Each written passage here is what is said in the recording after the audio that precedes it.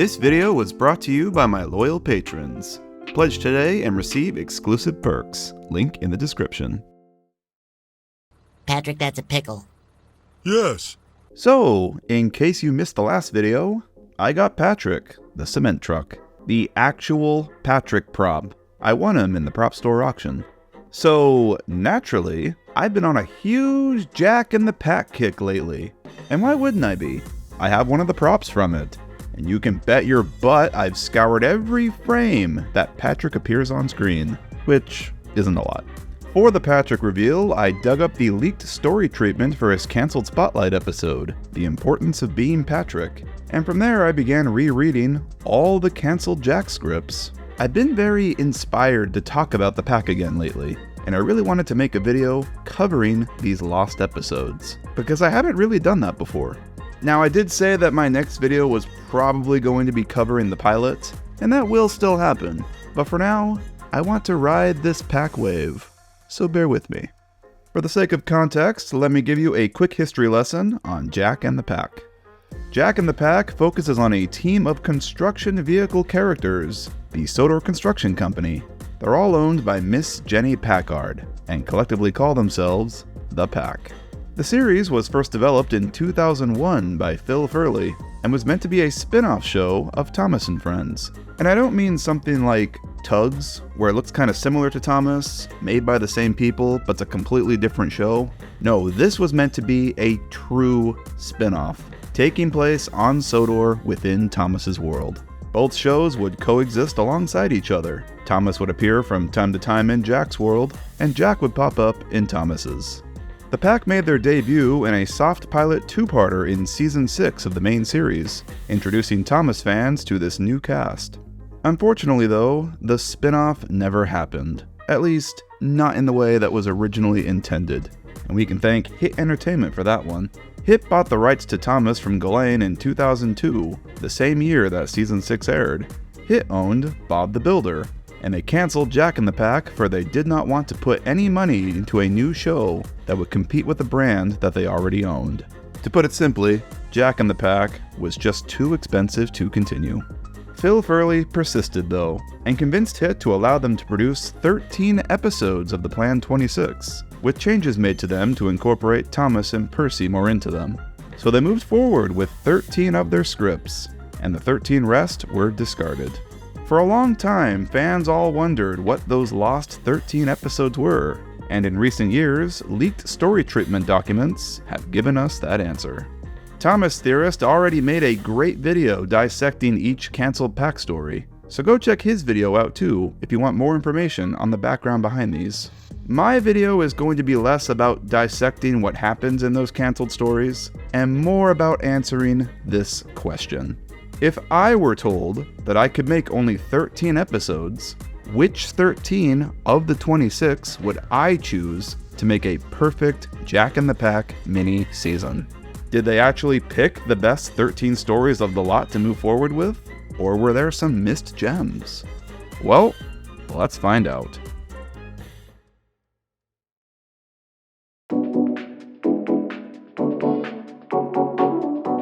Before I get into the cancelled 13, let's quickly go through the 13 that we did get, and I'll give you my current general thoughts on each one.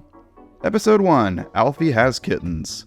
One day, when Alfie is sent to a demolition site, he's constantly belittled by the others. Literally, Max and Monty make fun of him for his small size. Hurry up, half pint, please, Monty. Not half pint, greased Max. It's small fry. Alfie doesn't like being small. But later, during the demolition, a mother cat and kittens are discovered inside the collapsing building. Alfie's small size comes in handy, as he manages to squeeze inside and save the family before the building falls apart. He's praised for his bravery, and after that day, Alfie never complained about being small again. I think this episode is really cute. It's an Alfie hero story.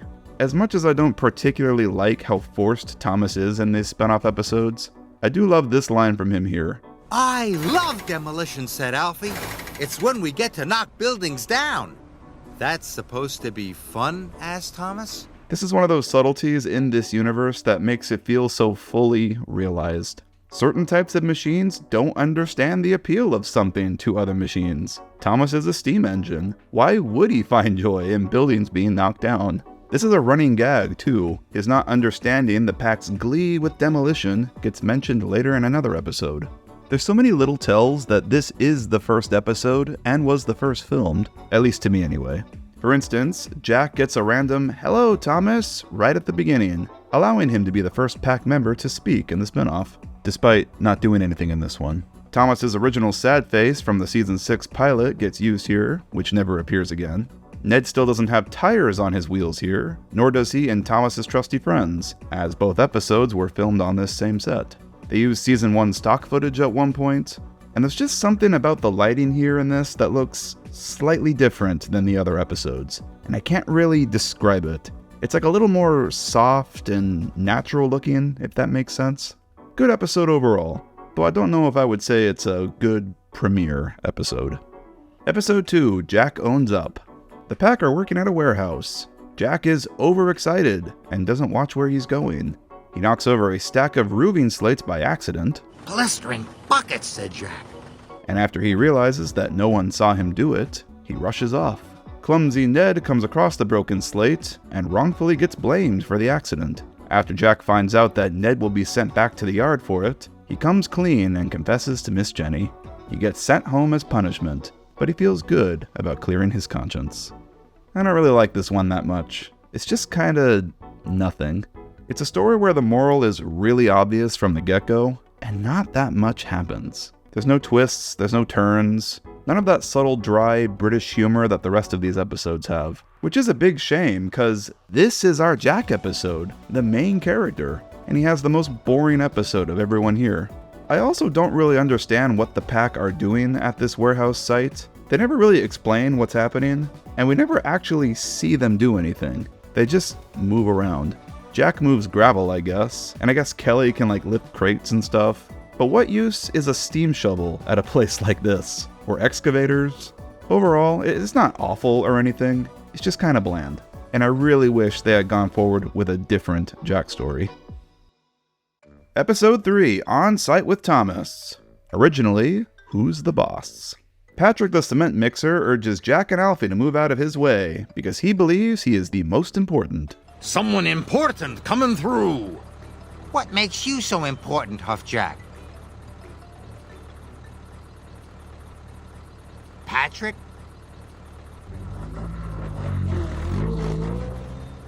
Alfie and Jack were confused.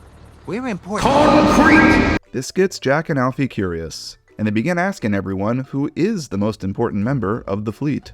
Everyone gives different answers, and this starts an argument among the pack. Max and Monty get riled up and don't watch where they're going. Patrick approaches, and you all know where this goes.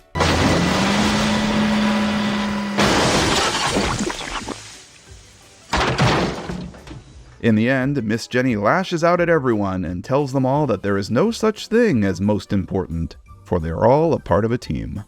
I love this one. It's probably my second favorite of the series. It's a classic Thomas-y plot. One asshole character says something rude, and it spirals into something bigger, which inadvertently ends up becoming that character's comeuppance later. I love how almost every pack member appears in this. The only two missing are Isabella and Buster. This is the pack episode, and everyone is written perfectly. The sequence of Jack and Alfie asking them all who's the most important of the team is so great. Byron gets offended by Patrick and calls his concrete mushy. Patrick can't pour his mushy concrete until I level the site. That makes me the most important. I've always deduced that Byron just doesn't like Patrick, just from the way he says this. Oliver is prideful and strokes his own ego, but he's polite about it. Oh my no, said Oliver politely. Digging the foundations is the most important. And that's what I do. Nelson is just like, yeah, I'm awesome. Of course he would think he's above everyone else, because he likely brought them all there. And then Ned, of course, is just the sweetest, and gives the best answer. It's the people who keep them all safe that are most important. Everyone is perfectly written here. I do think it's kind of funny how Kelly was on the site, yet Jack and Alfie never ask him for his opinion, likely because he would have just been sensible, and the conflict would have just ended there. If I were to change one aspect, it would probably be that. I would show Kelly arriving at the site when Max and Monty cut him off. Patrick's crash? Best crash of the spin-off, hands down. It's violent, it's surprising, unlike anything they've done in Thomas before. They quite literally threw the prop in the cement. I love it. It's a shame that this is Patrick's only appearance ever. They really shafted him. But they gave him an appearance that was certainly memorable, at least. Everyone remembers his crash.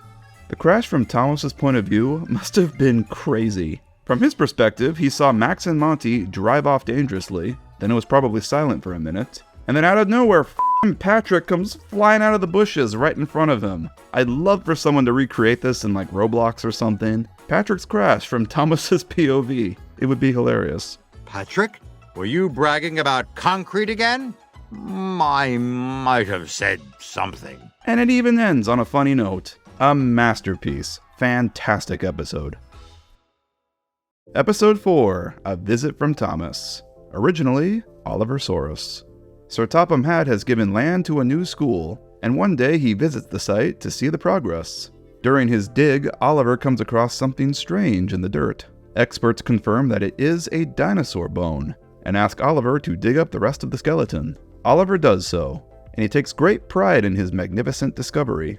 His story even makes the headlines. The front page, no less, said Miss Jenny. I like this one. There's not much conflict in this story, it's just kind of a let's vibe with the pack for a bit episode. I love how heavily humans are featured in this one, from Miss Jenny to Topham to the foreman and the dinosaur experts. I love Oliver too. He's full of character, just from his line deliveries. I love Michael Brandon's dub in particular. He does these grunts for Oliver. But Oliver would not be hurried. And some more. I don't know, I just think that's a fun quirk that makes him stand out. Oliver always makes his approval or disapproval vocal.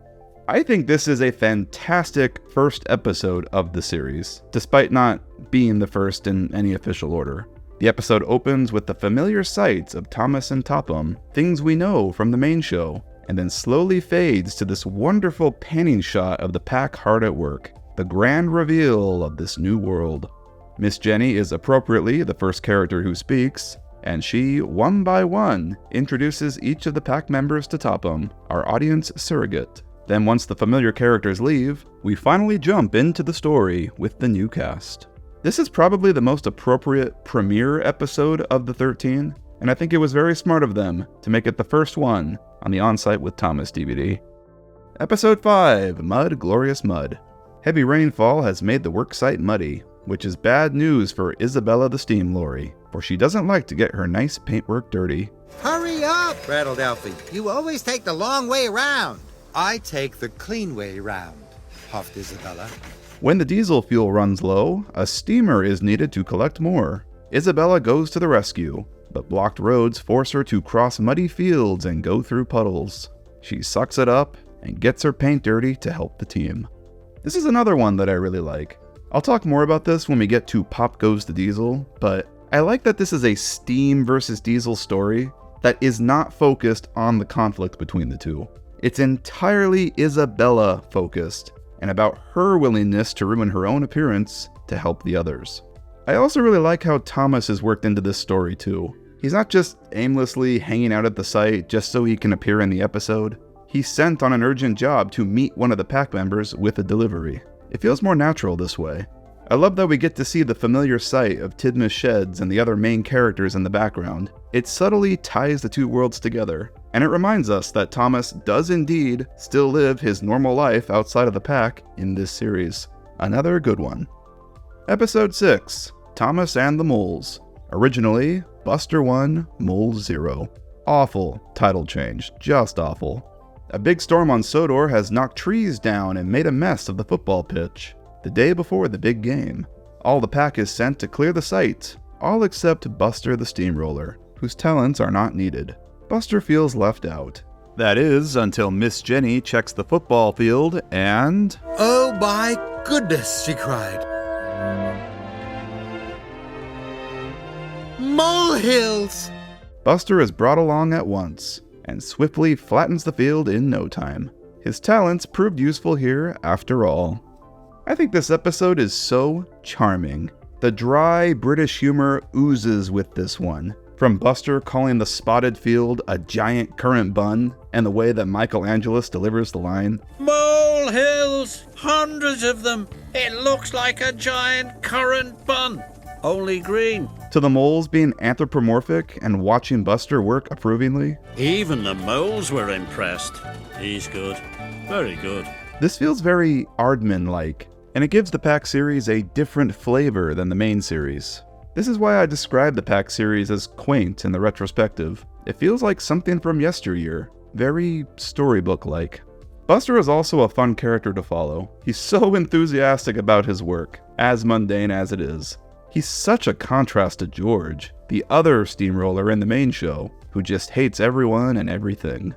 I will say this though, and correct me if I'm off base here, but would you really use a steamroller to flatten molehills on a football field? Is this something that they do in real life? I mean, I've dealt with moles in my own backyard before, and I know from experience that simply flattening the hills doesn't actually solve the problem.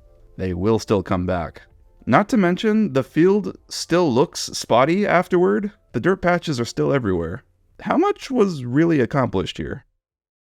Episode 7, The Tortoise and the Hare.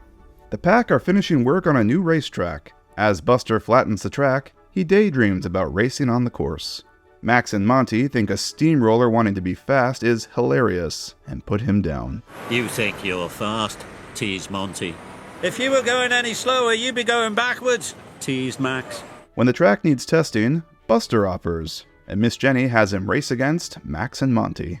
When the race begins, Max and Monty argue about one jumping the signal, and they crash into each other and swerve right off the racetrack.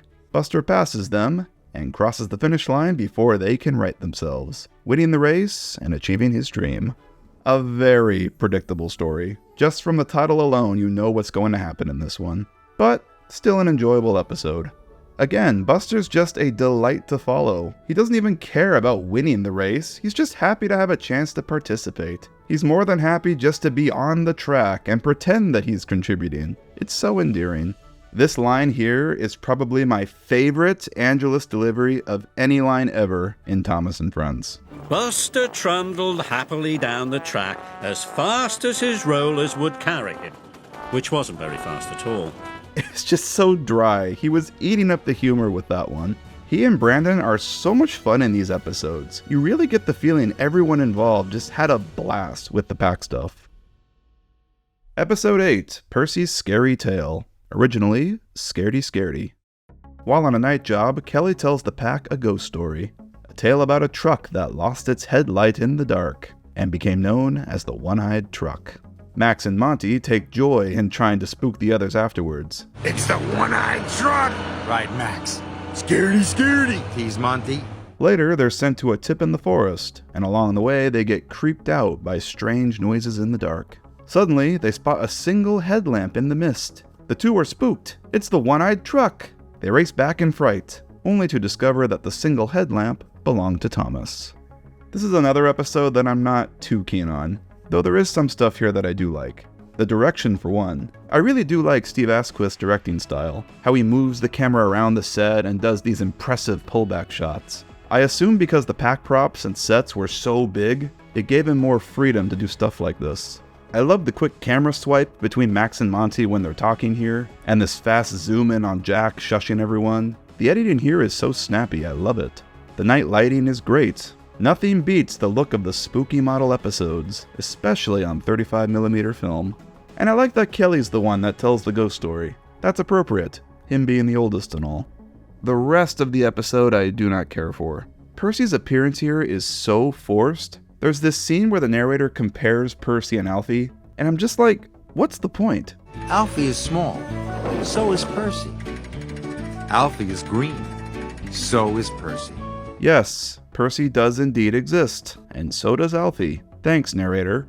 I wish the One-Eyed Truck was literally anyone other than Thomas. His whistle is so recognizable. It was so obvious it was him from the first second you hear it. When suddenly, they heard a shrill whistle. I wish it was someone like Isabella instead, and one of her headlights broke on her travels or something. Kelly did mention that the One-Eyed Truck was a steam truck, after all.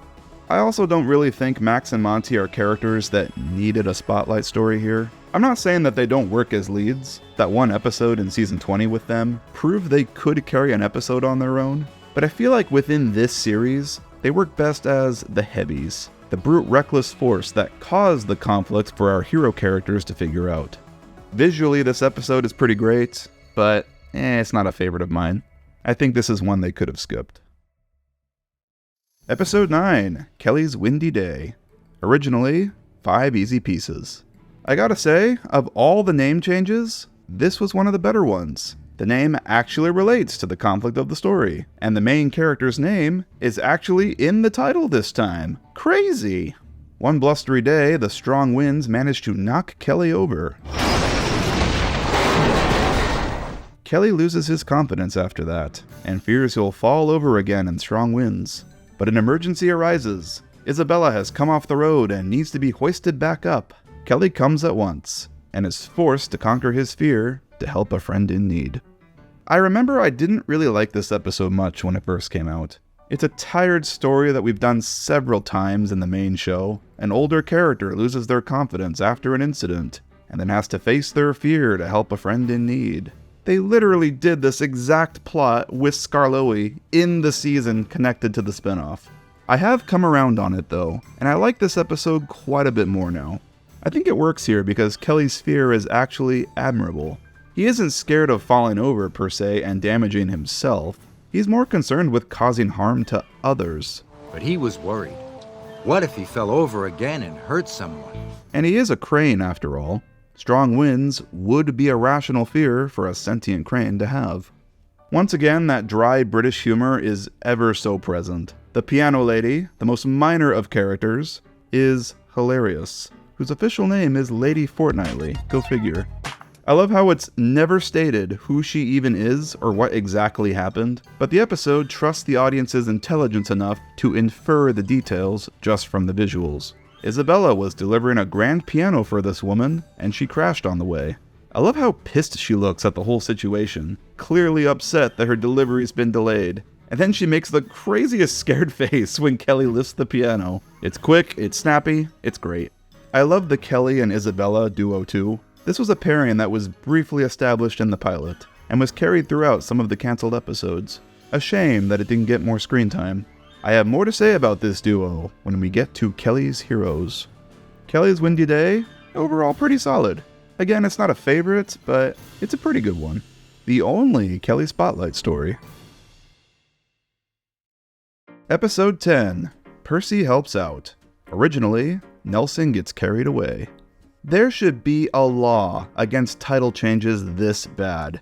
Not only is the original title clever with a double meaning, but the new title gives the ending away. This sucks! Nelson the Transporter grows tired of always hauling the machines around, and longs to be carried himself for once. One day, one of Thomas's wheels comes loose, and Nelson is sent to haul him to the works. The biggest machine he's ever hauled. Whoa, you're heavier than a bulldozer and a steamroller put together, Nelson exclaimed. I'm only a tank engine, he said. When he arrives, he finds that he is needed back at the yard urgently, and so is to be transported there by rail. For the first time ever, Nelson gets carried, and he sits back and enjoys the journey. I really like this one, because it's such a different setting than the rest. This is the only pack episode that does not take place at a construction site. It's all on the road. A story revolving around one of the steam engines being transported by road is so fun, and I'm surprised it took them this long to do it. Nelson's a neat character, although not exactly the most interesting in my opinion. I do love his design though, such a tasteful livery with his jet black and red and yellow lining. I've said this before, but his standard happy face looks a lot like Birdie's, and that has always been distracting to me. Every time I see him, I just think, I know your face. You look like you should be racing Thomas. Episode 11, A Happy Day for Percy. Originally, Byron Saves the Day. Again with these awful new titles. Why is this a happy day for Percy specifically, and not Byron? At a site, Byron cuts a trench and is rather proud of it. What do you think of my trench, Oliver? Byron asked proudly. But Oliver didn't answer. He was too busy trying not to sink in the mud. But everyone else is too busy to take notice of his hard work. Later, Max and Monty carelessly crash into a water supply pipe and end up flooding the area that Alfie is working in. Alfie begins to sink in the mud. Byron races to the rescue immediately, and he heroically pulls Alfie free before he sticks. Everyone takes notice of Byron now. He has too many well-dones to know what to do with. I like this one, though I do think it's a bit melodramatic. They play it off like Alfie is in critical danger, but he's only stuck in what is a big puddle. Like, what's the worst that would happen if they left him there? He sinks a bit more, he gets stuck, and then they have to bring out a crane to lift him out. I imagine the set for the flood looked a lot different in the script and storyboards, but they were limited with what they could do when filming. Either way, it's still a nice story. This is our only glimpse into anything regarding Byron in the series, and I love how he jumps into action to save Alfie immediately. He's a big brother, looking out for the little ones. Considering what we learn about Byron in the cancelled scripts, it makes this moment a little more meaningful. Seeing Byron get to be a hero is pretty cool. Episode 12, Thomas's Trusty Friends. Originally, Another Fine Mess. Ned and Oliver are sent to work at a demolition site. Ned is so excited, there's nothing he wants to do more than knock a building down. Too bad that's Oliver's job. Ned is only there to clear up the rubble. But try with all their might, Oliver and the men make no progress. Even Oliver's biggest wrecking ball won't knock a wall down. Clumsy Ned, meanwhile, does not watch where he's going. He backs right into an old chimney and sends it crashing down.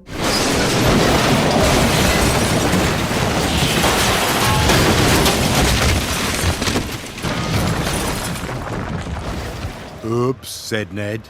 And it does the trick. Ned got to demolish a building after all. Okay, I think we all agree that this is the best Pack episode, right? Like, there's no arguing it. This episode showcases everything the spin-off is capable of doing in their larger model scale, and it features all that subtle humor and direction that is not present in the main series. I don't even know where to begin here. From Oliver's glee to immediate frustration with his wrecking ball, to him comically getting hit with bricks after the tower collapses. Ouch, said Oliver. Oh! Oh! To even Thomas's goated line here. Bust my buffers, cried Thomas. I'm loaded! It's all just so great. You can tell they had a ball writing the script for this. I love how this episode doesn't have a moral either. It's just Ned wants to knock down a building and is sad when he doesn't get to. Then he does by accident, and it all just happens to work out. Everyone wins. Well, except Oliver. F him, I guess. Ow! Ned and Oliver were originally concepted to be the Laurel and Hardy of the pack, the comedic side duo, the straight-laced, prideful one that leads the two and usually flops at the end, and the bumbling fool with a heart of gold that inadvertently wins in the end. This is ever supported by the fact that one of Ned's faces literally says, "Stan Laurel Look" on the back. And not to mention Oliver's name. Hello? Oliver Hardy?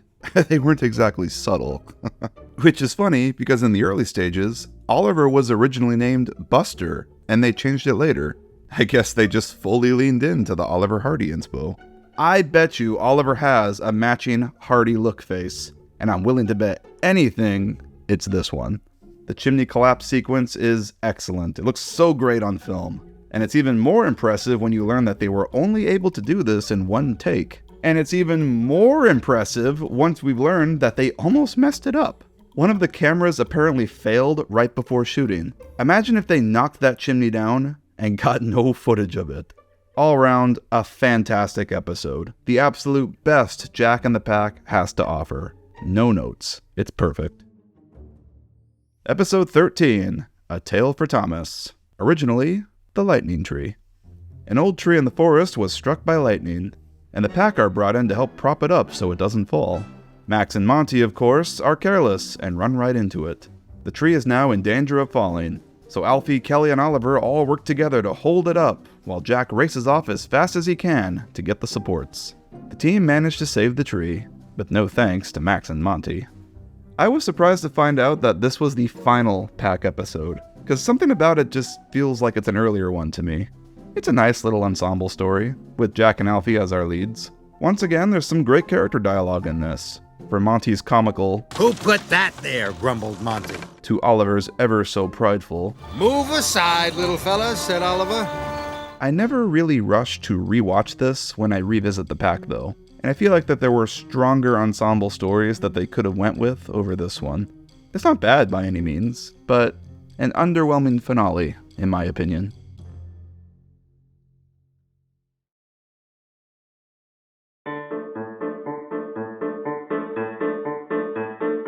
And now we'll go through the story treatments of each of the cancelled 13 episodes. Now our knowledge of each episode varies greatly. Some we have full script outlines for, complete with scene breakdowns and character dialogue, and some we only have very brief descriptions for. So we'll be doing some heavy speculating here. I'll show screenshots of the full scripts if you want to pause and read them, but I'm going to summarize the stories for the sake of brevity. Bossy Byron. So this is one of the episodes that we do have a full script for, complete with scene breakdowns, stage directions, and everything. When Kelly breaks down, he is sent away for repairs. In his absence, Byron decides to make himself the pack's new leader. He begins barking orders and telling the others what to do, and no one takes notice. Jack and Alfie ignore his orders and go help Patrick instead. Byron gets angry by this, and he can't understand why no one will listen to him. Jack later tells him it's because he doesn't ask nicely. And so, Byron asks nicely, and the others do finally listen to him. When Kelly returns home, Byron is happy not to be in charge anymore, because he doesn't like asking nicely. I'm gonna be honest, I'm not a fan of this one. It's another one of those tired plots that I think every show has. A character is bossy, the others don't respect them, and then they're sad and wonder why no one likes them or listens to them. The main series has done this before. It's very similar to Emily's Adventure in Season 8, which, funnily enough, was also written by Paul Larson, who wrote this. I like that Byron's bossy personality is fully on display here, but I don't think they really do anything interesting with it. And the story does not resolve in a clever way or anything. I can totally see why they passed on it. Nice to see Patrick pop up in this one though. Alfie has a secret. A new road crossing is to be built. Jack is sent to the site to lay asphalt, brought by Isabella. Alfie tags along. Jack asks why Alfie is coming, but Alfie refuses to say why. It's a secret. At the site, Jack and Isabella are surprised to see Alfie drilling, and later digging a trench through the road. Still, Alfie won't reveal his secret. A large pipe is finally laid down in the trench, but it sticks out on either side of the road. It's revealed that the new crossing is a hedgehog crossing, so they can safely cross by going under the road. This was Alfie's secret all along. This one is also pretty lame to me. There's no reason given why Alfie keeps the hedgehog crossing a secret. It's just conflict for the sake of conflict. Bob the Builder also had an episode involving a hedgehog crossing, funnily enough, so I can see why they passed on this one. Hit already thought that Jack was too similar to Bob to begin with. Treasure Hunt, also referred to as the Sodor Treasure Hunt. One night at the sheds, the machines all discuss their jobs near the seaside the next day. Kelly tells them all stories about pirates, and legend has it, treasure is buried around where they'll be working. Jack and Alfie are excited, and they search the area when they arrive the next day. They find all sorts of things like an old bike, shoes, and an old bathtub, but no treasure. Suddenly, water bursts out of the ground where Alfie digs. He worries that he struck a water pipe, but the water is bubbly. He's discovered a water spring. Mineral water is valuable, and Miss Jenny declares that Alfie's discovery is a real treasure. This one's alright. I like these Jack and Alfie team-up stories. The two youngest members discovering the world together. I think the setting of this one is interesting. It would have been pretty neat to see the pack at the seaside. I'm kinda surprised that they passed on this one, to be honest. I feel like the visual of water bursting out of the ground would have been unique enough to warrant greenlighting it. But I guess they could only do so many Jack and Alfie stories. The other characters needed attention too. All work, no play. Also referred to as Seriously Folks. Okay, both titles for this one are awesome. Gold star. One day at a site, Byron is in a grumpier mood than ever. Jack and Alfie have fun while they work, but Byron isn't amused. He orders the two to get back to work. Jack and Alfie are cross. They were working. They tell Miss Jenny so, and she speaks to Byron. "Work's not supposed to be fun," says Byron. "And why not?" asks Miss Jenny. And she tells Byron that he's taking his work too seriously. Byron can't understand how someone can work and have fun at the same time. While pushing dirt around, he tries to have fun with it, and he starts scooting back and forth. His banksman asks him what he's doing, and Byron replies that he's doing, the rumba? Miss Jenny laughs and encourages him, and Jack and Alfie cannot believe their eyes. Grumpy old Byron was having fun. This is another nothing story in my opinion. Poor Byron, his scripts just are not very interesting. I think the visual of Byron doing the rumba sounds humorous, but it's not enough to warrant a whole episode about it. There's no real action here, it's basically just the characters talking to each other for the whole thing. The grass is greener, also referred to as Freaky Friday. At a demolition site, there's lots of jobs going on. Jack whizzes around breathlessly from one side of the site to the other. He never has a moment of peace. Alfie watches, digging a trench, and thinks Jack's job looks a lot more fun than his. That night, Alfie asks Jack if they could switch jobs the next day. Jack agrees. So Jack settles in and digs a trench with his backhoe, while Alfie runs about this way and that. Jack becomes bored and restless, and Alfie is exhausted by the end of the day. That night, they agree to swap back. Oof, another nothing story. Again, there's no action, no conflict. It's another tropey kind of story that I feel like every show has done as well. Two characters swap their jobs and realize at the end of the day, they prefer their original responsibilities.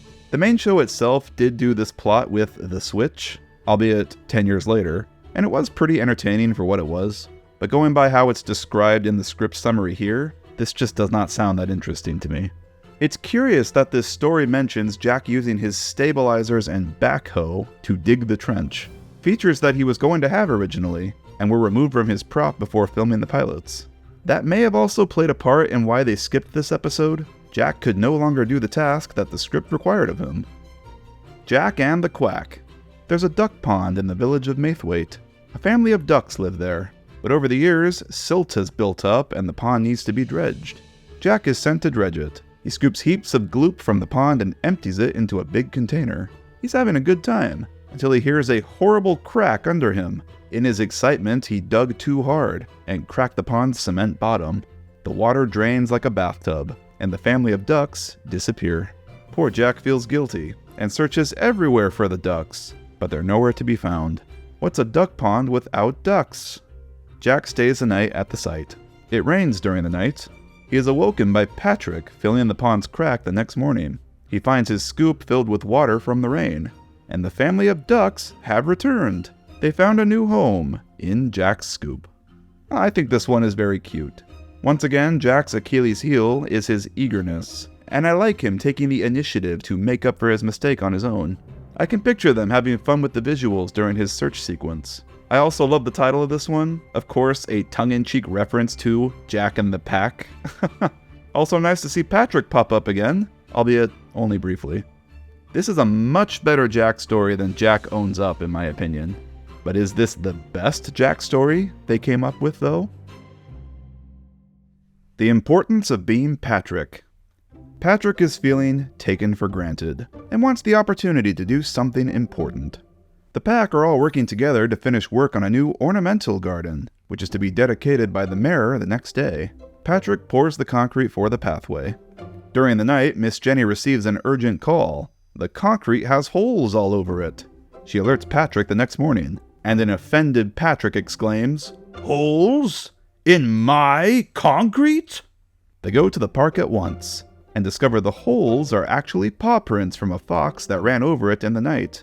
Patrick remembers an old recipe for quick-drying cement that Miss Jenny's father told him in the old days. He mixes it at once and lays it. When the rather fat mayor arrives later that day for the dedication, Patrick and the others all watch in agony as he steps onto the concrete, and to their relief, it does not crack. Phew! I think we really missed out on this one. I love the reveal that Miss Jenny's father, Mr. Packard, owned the Pack previously, and that Patrick knew him. We can deduce a lot from that. Patrick, along with Kelly, is one of the older Pack members, and Mr. Packard likely handed the business down to his daughter when he retired. It's little informative bits like that that make this fictional world feel so real and lived in. Packard & Company has a history, and they've been here for a while. Not only do I think that this story was a missed opportunity because it's the only Patrick Spotlight story of the bunch, but this one just sounds really funny. That dry British humor is so present in this. Patrick getting offended that his concrete has holes in it, the main conflict surrounding concrete cracking under the fat mayor's weight, etc. It's very slice of life, and it does not take itself too seriously. Again, it feels like something that Aardman would come up with. I also would have loved to see what the prop of the mayor would have looked like. I'm kind of picturing a Topham looking figure with a big white mustache and monocle, holding a giant pair of scissors. We know how much they loved making funny human figures for this spinoff, so I'm sure the mayor would have looked hilarious. Isabella gets steamed. Isabella grows jealous of Jack and Alfie. They have so much fun on the site, and she spends most of her time off-site making deliveries. Every time she comes back to the site, the boys are already having fun without her. She begins to feel left out. On the day of the harvest parade in the village, Trevor the traction engine breaks down, and they need someone to pull the float with the choir. Isabella is available, but she doesn't want to. She wants to make sure she's back at the site early to not miss out on any potential fun with the boys. But she's sent anyway, and once she reaches the streets and the music begins, she realizes she is having fun all on her own. Fun is what you make of it. I think the most interesting part of this one is the fact that Trevor appears, which probably explains why they bothered to build a Jack-scale Trevor prop in the first place. I think the story itself is pretty nothing though, and again doesn't really have much of a conflict. I'll bet the harvest parade sequence would have been fun, and I can picture Isabella's unused trailer prop being utilized here, perhaps carrying the choir on it. Overall though, I don't think we missed much with this one. Kelly's Heroes. Okay, this one is going to be difficult to summarize, because there is a lot going on in this one. A viaduct is being constructed, and the pack are hard at work. A series of ledges have been dug into the hill so the machines can access different heights of the building site.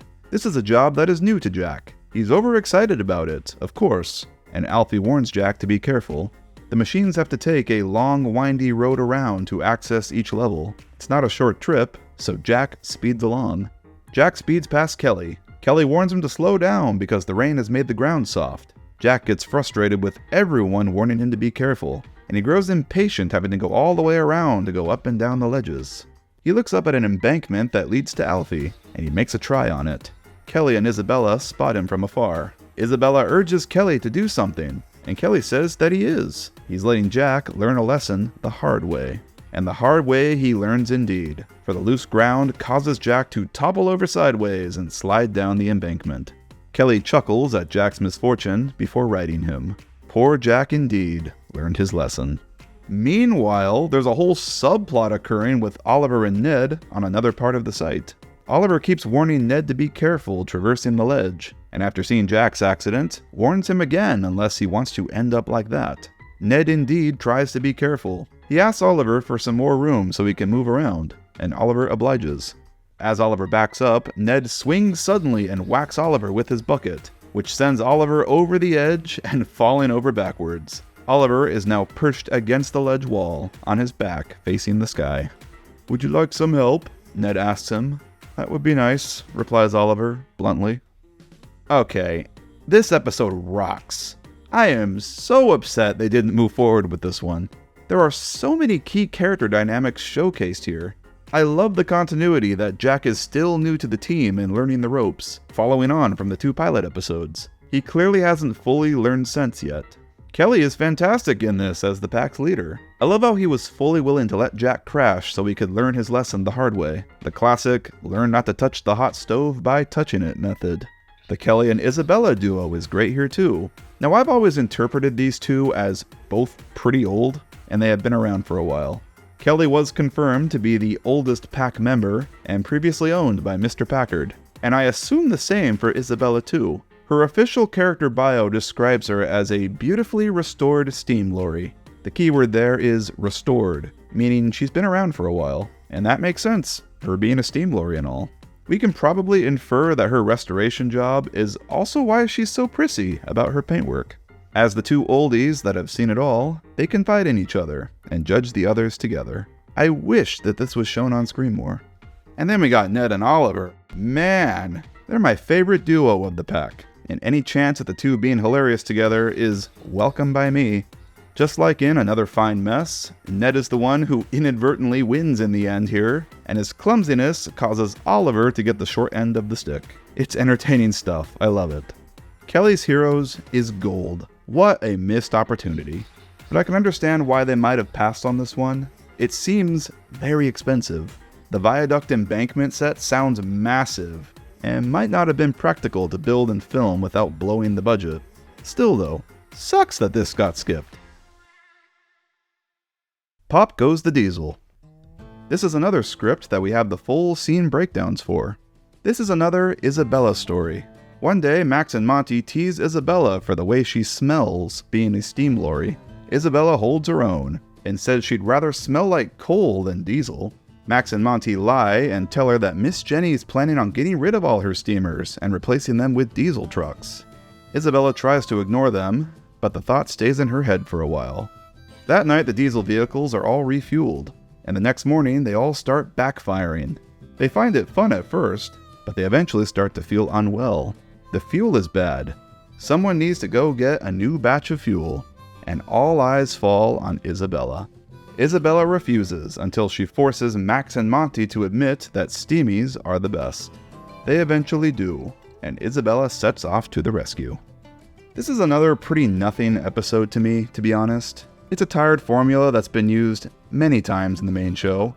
This story is basically Thomas to the Rescue, verbatim, also written by Paul Larson. It also seems a bit too similar to the Isabella episode we got, Mud Glorious Mud. The diesel trucks fail, so the steamer comes to their rescue and gets them new fuel. Mud Glorious Mud is the better episode in my opinion, because it's less focused on the diesel versus steamy conflict, and more focused on Isabella allowing herself to get dirty to rescue the others. It's more tailored to her character, and puts a new spin on a steamy to the rescue story like this. The scene of the machines all backfiring sounds pretty funny, but overall, I totally understand why they skipped this one. Jack's Snow Rescue. This is another one that's going to be difficult to summarize. It snows overnight, and everyone awakes to a peaceful Sodor covered in white. The machines are having fits of excitement as the diggers and pushers all set out to clear the roads. Jack has been left out of the job assignments, and he believes that Miss Jenny must think little of him. Patrick and Buster were left behind as well, and they assure him that that's not the case. Miss Jenny arrives to have an urgent word with Jack. There's an emergency. A group of children have been stranded at a camp in the mountains. The road up the mountains needs to be plowed to save them. Jack is fitted with a snowplow in place of his scoop, and heads out up the road following Miss Jenny's Land Rover. The snow gets deeper as they get higher into the mountains. Slowed by the rigorous work, Jack loses sight of Miss Jenny ahead of him. After a brief panic spell, Jack considers his options, and realizes that he can follow the tracks left by her Land Rover. That is, until he reaches a fork in the road. The tracks appear to go in both directions.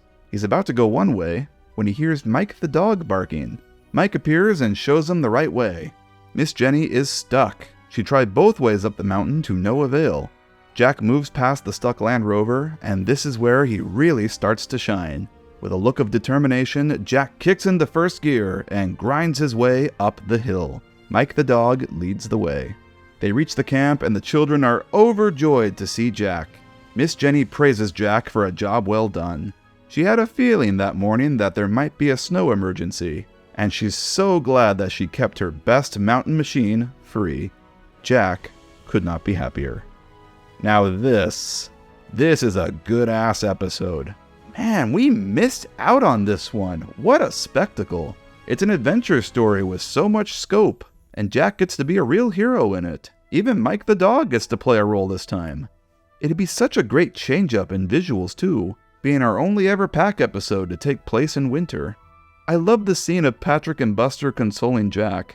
As a cement mixer and a steamroller, neither of them would be all that useful for clearing snow, so they were left behind too. They were all kind of collectively the losers in that scene, and they pick each other up. Glup shittos stick together.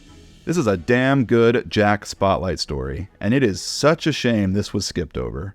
I have to imagine that they did not move forward with it because of budget. So many mountain road sets would have to be constructed for this, all for a single-time use. Safety first. Unfortunately, we don't know much about this one. All we know is that it was a Max and Monty focused story.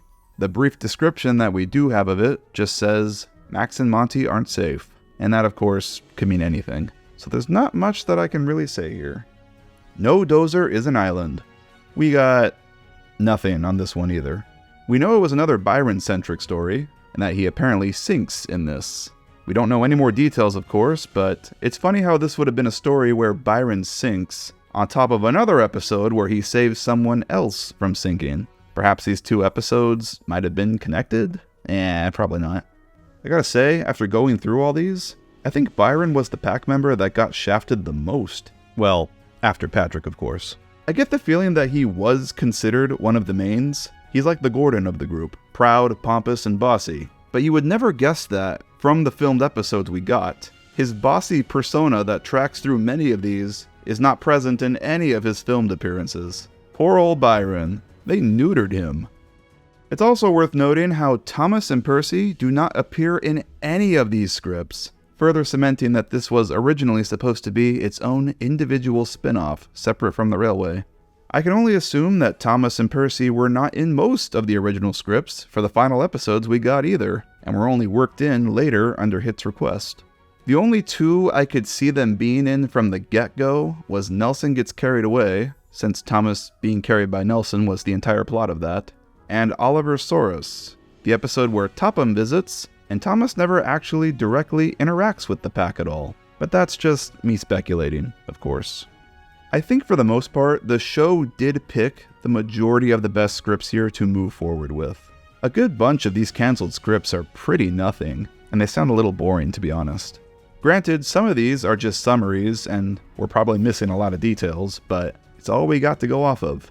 However, there are quite a few gems. I think we really missed out with Kelly's Heroes, Patrick's episode, and Jack's Snow Rescue specifically. Links to all of these story outlines are in the description below. Now that we've gone through all 26 episodes of Jack and the Pack, let's answer the question. Which 13 would I have chosen to make the miniseries? Here are my picks. Episode 1, Oliver Soros. A rather simple episode, but I think this is a great premiere for the series. It starts with the familiar, and shows us right away that Thomas and Jack's worlds are connected, and do in fact take place in the same universe. It takes a little time to introduce the characters, before shifting focus fully over to the new cast. It's also our Oliver Spotlight story. Episode 2, Kelly's Heroes. Now this would be our first proper pack story, and establishes so many key character dynamics. Jack is still young and learning the ropes. Kelly is the leader. Kelly and Isabella are like the two old farts that watch and judge everything, and Ned and Oliver are the comedic side duo. Lots of great stuff here. This is an ensemble episode that offers much more than the lightning tree, in my opinion. Episode 3, Alfie Has Kittens. The Alfie Spotlight story. It's also our first episode with Thomas involved on the site. As his first time on site with these characters, it makes his funny line about finding out what demolition is appropriate. Episode 4, Another Fine Mess. The Ned Spotlight story. I've always felt that this episode naturally follows Alfie Has Kittens, since it's at the same location, and the demolition gag with Thomas is present again. The pack is still working at the brickworks, and they fully demolish the remains of the building this time. The Ned and Oliver comedy duo get fully put on display here. Episode 5, 5 Easy Pieces. The Kelly Spotlight story. Kelly's Heroes establish Kelly as the confident leader, and also his dynamic with Isabella. Now both get tested. Episode 6, Who's the Boss? Our second ensemble episode, and introduces two new faces, Patrick and Nelson. Both will get the spotlight later. Episode 7, Nelson Gets Carried Away. The Nelson Spotlight story. Not much to say here. Episode 8, The Tortoise and the Hare. The first Buster Spotlight story, and Max and Monty get their time in the limelight here too. Max and Monty appear so often that I don't think either really need a spotlight story just on them, but that's just my opinion. Episode 9, Buster 1, Mole 0. The second Buster Spotlight story, and this time it's fully on him. Episode 10, The Importance of Being Patrick. And this is the ever-so-needed Patrick Spotlight Story. Episode 11, Byron Saves the Day. The Byron Spotlight Story. And really the only of the Byron scripts that I actually like. The weather starts to worsen as we approach fall and winter. Episode 12, Mud Glorious Mud. The Isabella Spotlight Story. The weather is still rainy and gross as winter approaches. And Episode 13, Jack's Snow Rescue. And we end the series with the Jack Spotlight Story, which takes place in winter. And what a spectacle of an episode to go out on. I think it's so appropriate to end the series with Miss Jenny praising Jack for his good decision making. A full circle moment from where he started, his big fumble in Kelly's Heroes. And there you go, that's my 13. If I could throw a 14th in there somewhere, it'd probably be Jack and the Quack, just cause I think that one's really cute. It was such a delight to revisit the pack again. I forgot how charming and fun this mini-series was. You can just tell from every aspect that the show crew loved working on this, from conception to post-production. The direction is fun, the characters are well written, the stories are creative, most of them anyway, the practical effects are impressive, and even the narrators had a blast in the recording booths. I genuinely love the pack, and I hope that they never get fully forgotten as Thomas and Friends history continues to march forward. They definitely won't in this household. Here's hoping we haven't seen the last of them.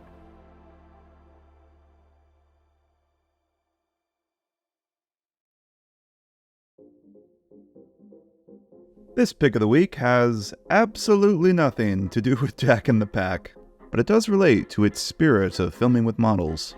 It's Thomas Percy and the Coal by the Train Modeler. This is his latest project, at least at the time of recording this, and it is an adaptation of that original story from the Railway series, with some liberties of course.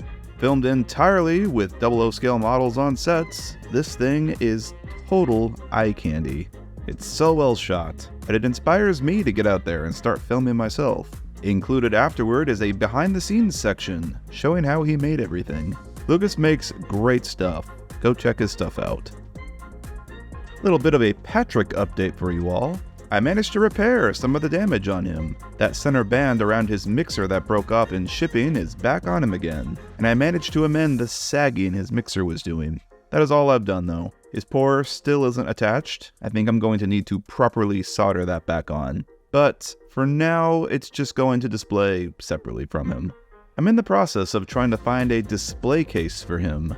Shockingly pretty hard to find one of his size. I'll go into detail about all this in the eventual Patrick preservation video I plan to make, so you will see him again soon. And if you haven't seen the reveal video yet, go check that out. Speaking of that video, I purposely wrote it in a way to cover the character's history before getting to the prop reveal. It wasn't meant to be a let's shine a light on a glup shitto type of video. It was entirely structured around revealing the prop. However, many of you mentioned how much you liked that history portion, and there seems to be an interest in a Thomas Glup Shitto Spotlight series on the channel. Sort of like a mini Soder's Finest, if you will, for the one episode wonders. I am full game for a series like that. It sounds like fun. So who knows? I may make another one soon. But before I do, let me ask you all this. What Glup Shitto would you like to see covered? And that is all I have for you guys today. Thanks once again to the patrons for the continued support. I will see you all in the next one. Enjoy your weekend, folks. Bye-bye.